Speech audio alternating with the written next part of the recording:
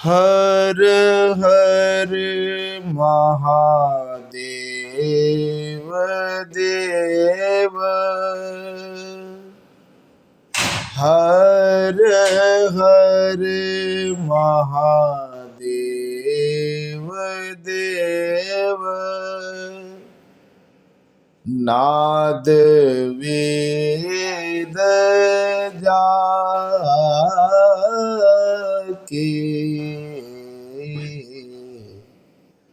हर हर महादेव देव।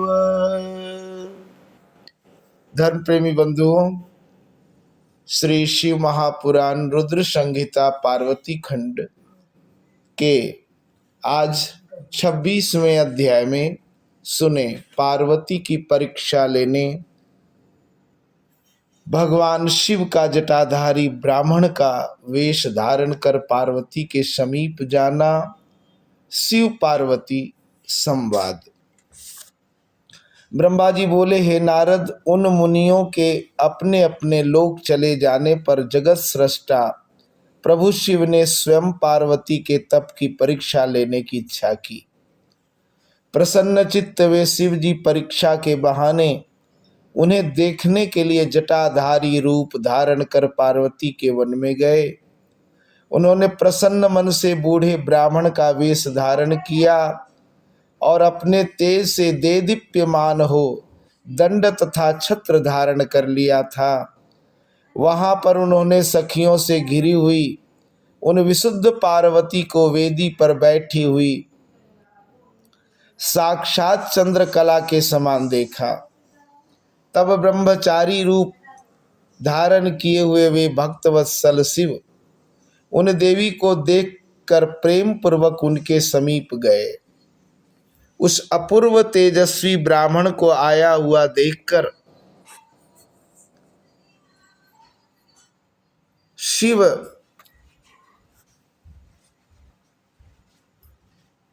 देवी ने सभी प्रकार की पूजा सामग्री से उनका पूजन किया। इस प्रकार भली भांति पूजा सत्कार करने के अनंतर पार्वती जी प्रसन्नता के साथ उस ब्राह्मण से आदर पूर्वक कुशल पूछने लगी। पार्वती बोली, हे ब्राह्मण, ब्रह्मचारी का स्वरूप धारण किए हुए आप कौन हैं और कहाँ से आए हैं? आप इस वन को प्रकाशित कर रहे हैं। हे वेदवेत्ताओं में श्रेष्ठ, वह सब मुझसे कहिए। ब्राह्मण बोले, मैं वृद्ध ब्राह्मण का शरीर धारण किए हुए अपने इच्छानुसार चलने वाला एक बुद्धिमान तपस्वी हूँ। मैं दूसरों को सुख देने वाला तथा उनका उपकार करने वाला हूँ, इसमें संशय नहीं है। तुम कौन हो और किसकी कन्या हो? इस निर्जन वन में अकेली रहकर इतनी कठिन तपस्या क्यों कर रही हो, जो मुनियों के लिए भी दुष्कर है? तुम ना तो बाला हो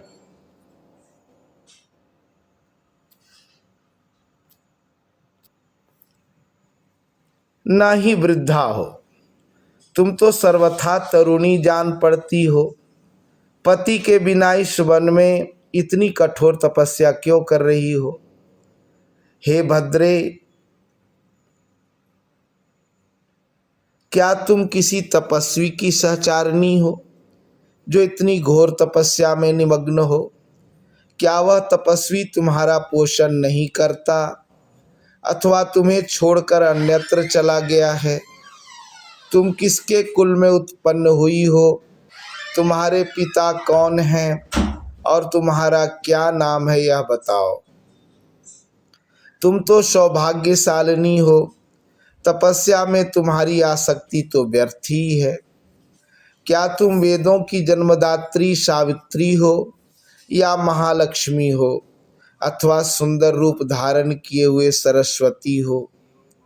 इनमें से तुम कौन हो, मैं अनुमान नहीं कर पा रहा हूँ। पार्वती बोली, हे विप्र, न तो मैं सावित्री हूँ, न महालक्ष्मी, ना ही सरस्वती ही हूँ। मैं हिमालय की पुत्री हूँ और मेरा वर्तमान नाम पार्वती है। पूर्व जन्म में मैं दक्ष की कन्या थी। उस समय मेरा नाम सती था। मेरे पिता ने मेरे पति की निंदा की थी, इसलिए मैंने योग मार्ग का अवलंबन कर अपना शरीर त्याग दिया था। मैंने इस जन्म में भी भाग्यवश शिव जी को ही प्राप्त किया, परंतु वे कामदेव को जलाकर मुझे छोड़कर चले गए। हे विप्र, शंकर जी के चले जाने पर मैं कष्ट से उद्विग्न हो गई और तप के लिए दृढ़ होकर पिता के घर से गंगा के तट पर चली आई। बहुत समय तक कठोर तपस्या करने के बाद भी मेरे प्राण वल्लभ सदाशिव मुझे प्राप्त नहीं हुए। इस कारण मैं अग्नि में प्रवेश करना चाहती थी, किंतु आपको देखकर क्षण मात्र के लिए रुक गई। अब आप जाइए। शिव जी ने मुझे अंगीकार नहीं किया, इसलिए मैं अब अग्नि में प्रवेश करूंगी। मैं जहाँ जहाँ जन्म लूंगी वहाँ भी शिव को ही वर रूप में प्राप्त करूंगी। ब्रह्मा जी बोले, इस प्रकार कहकर पार्वती ब्रह्मचारी द्वारा बारंबार निषेध करने पर भी अग्नि में प्रवेश कर गई। पार्वती के अग्नि में प्रवेश करते ही उनकी तपस्या के प्रभाव से वह अग्नि उसी समय शीघ्र ही चंदन के समान शीतल हो गई। क्षण भर अग्नि में रहने के बाद ज्यों ही वे द्युलोक जाने को उद्यत हुई, तब विप्र रूप शिव हंसते हुए उन सुंदरांगी से सहसा पूछने लगे। द्विज बोले, हे भद्रे, तुम्हारी यह कैसी तपस्या है? मुझे तो तुम्हारी इस तपस्या का कुछ भी फल नहीं जान पड़ता। इस अग्नि ने तुम्हारे शरीर को भी नहीं जलाया और तुम्हारा मनोरथ भी प्राप्त नहीं हुआ।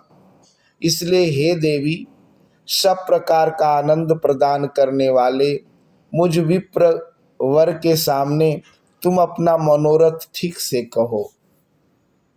हे देवी, तुम पूर्ण रूप से इस बात को यथाविधि कह दो। परस्पर बातचीत से हमारी तुम्हारी मित्रता हो गई है, अतः तुम्हें इस बात को गोपनीय नहीं रखना चाहिए। हे देवी, इसके पश्चात मैं पूछना चाहता हूँ कि तुम कौन सा वरदान चाहती हो? हे देवी, मुझे सारे वरदान का फल तुम ही में दिखाई पड़ रहा है।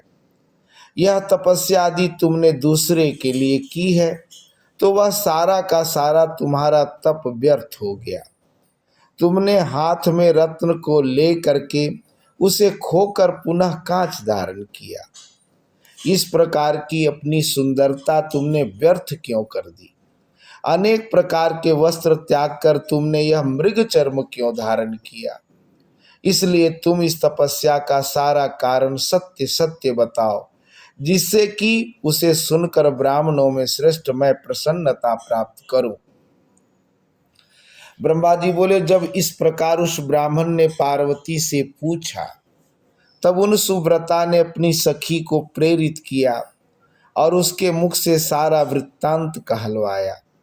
तदंतर उस पार्वती से प्रेरित होकर पार्वती को प्राणों के समान प्रिय तथा उत्तम व्रत को जानने वाली विजया नाम की सखी उस ब्रह्मचारी से कहने लगी। सखी बोली, हे साधो, यदि आप इस पार्वती का श्रेष्ठ चरित्र एवं इसकी तपस्या का समस्त कारण जानना चाहते हैं तो मैं उसे कहूंगी, आप सुने। यह मेरी सखी पर्वतराज हिमालय की पुत्री है और पार्वती नाम से प्रसिद्ध है। इसकी माता मेनका है। अभी इसका विवाह किसी के साथ नहीं हुआ है। यह शिव जी को छोड़कर दूसरे को अपना पति नहीं बनाना चाहती। यह 3000 वर्ष से तपस्या कर रही है। हे साधो, हे द्विजोत्तम, उन्हीं के लिए मेरी सखी ने ऐसा तप आरंभ किया है। इसका भी कारण मैं आपसे कहती हूँ, आप सुने। यह पार्वती इंद्रादि प्रमुख देवताओं एवं ब्रह्मा विष्णु आदि को छोड़कर केवल पिनाक पानी शंकर को ही पति रूप में प्राप्त करने की इच्छा करती है। हे द्विज, तपस्या प्रारंभ करने के पूर्व मेरी सखी ने जिन वृक्षों को लगाया था उन सब में फूल फल आदि आ गए। अतः प्रतीत होता है कि मेरी सखी के मनोरथ पूर्ण होने का समय आ गया है। यह मेरी सखी नारद जी के उपदेशानुसार अपने रूप को सार्थक करने के लिए, अपने पिता के कुल को अलंकृत करने के लिए और कामदेव पर अनुग्रह करने के लिए महेश्वर के उद्देश्य से कठिन तप कर रही है। हे तापस, क्या इसका मनोरथ सफल नहीं होगा? हे द्विजश्रेष्ठ, आपने मेरी सखी के जिस मनोरथ को पूछा था उसे मैंने प्रीतिपूर्वक कह दिया। अब आप और क्या सुनना चाहते?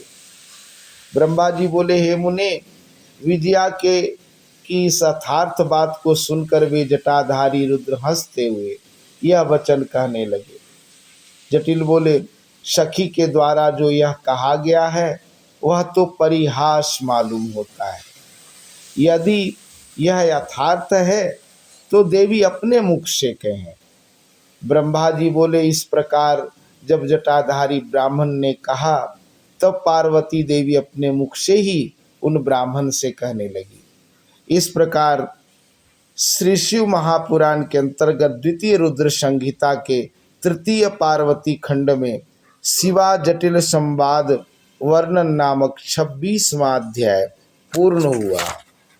हर हर महादेव देव, हर हर महादेव देव।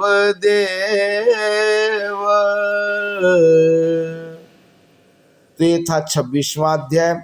और कल 27वें अध्याय में आप सब सुनेंगे जटाधारी ब्राह्मण द्वारा पार्वती के समक्ष शिव के स्वरूप की निंदा करने की कथा। आज के लिए इतना ही। धन्यवाद।